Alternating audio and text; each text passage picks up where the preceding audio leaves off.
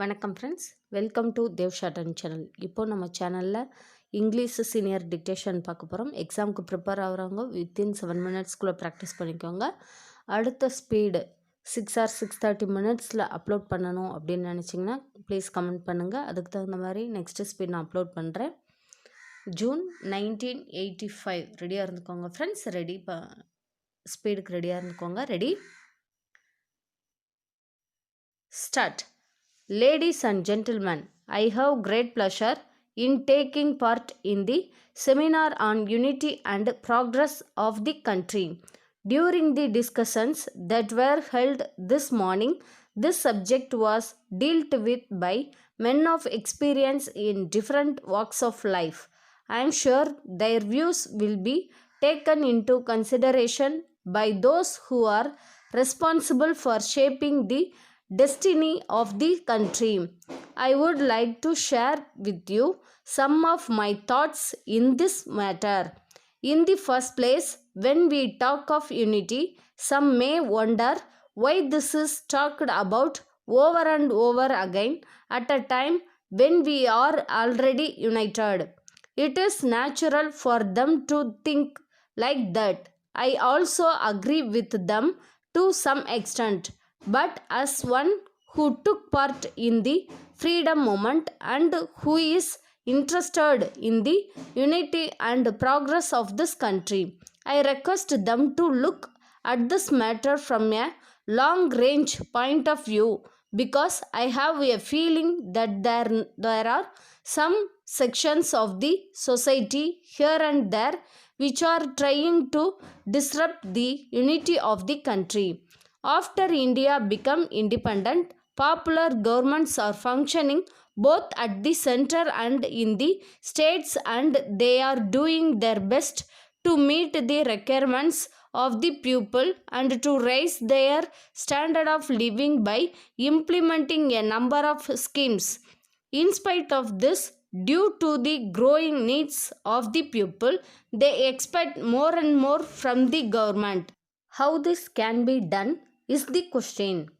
Ministers at the center and the states are elected by the people from time to time, and there is no doubt they are working for the progress of the country and the people, but on account of number of unforeseen circumstances, we have not been able to progress to the desired extent.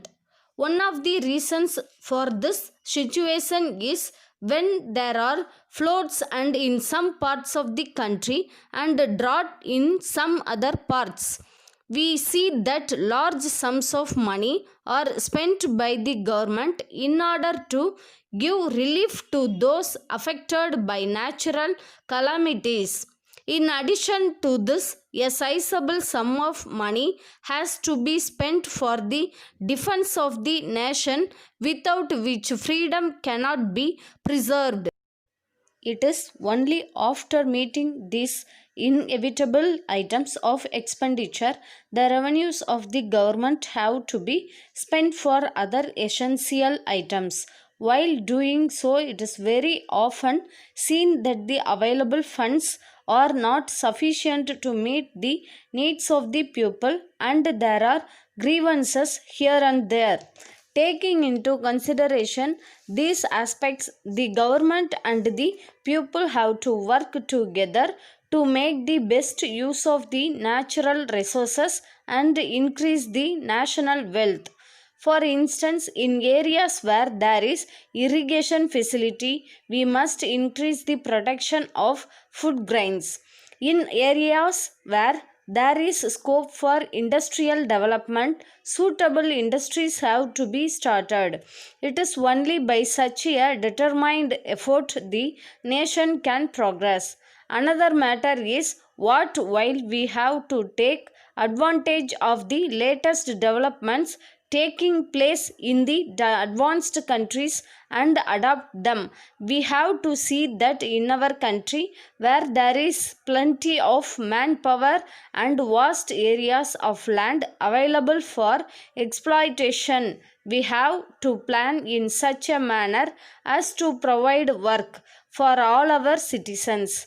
My view is that in a developing country, we cannot allow anyone to remain idle without doing some useful work or other because only a nation which is active can progress. Letter dated 10th April 1983 from Thiru M. Sarathi Advocate Rajaji Salai, Madras to Messrs. Selvam and Company, Broadway, Madras. Dear Sirs, under instructions from my client Thiru V. Ramasamy, residing at 4 Las Church Road, Madras, I am writing this letter to bring to your notice the following. You are in occupation of the premises owned by my client at 20 Broadway, Madras for the last 10 years. I have to point out that the period of lease had expired last year, and my client wrote to you a number of letters requesting you to vacate and give vacant possession of the building as the same is required by him for the expansion of his business. You have replied in your last letter that it would not be possible for you to vacate it immediately because it would be difficult to secure a suitable building in the same locality and have requested for extension of time till the end of this year. As far as my client is concerned, the premises is required by him immediately as the building where he is at present running his business is required by its owner, and therefore he has no other alternative than to get back his premises from you and shift his business to that place. I am to request you to appreciate the position of my client and vacate the premises within 3 months. Thanking you, yours faithfully.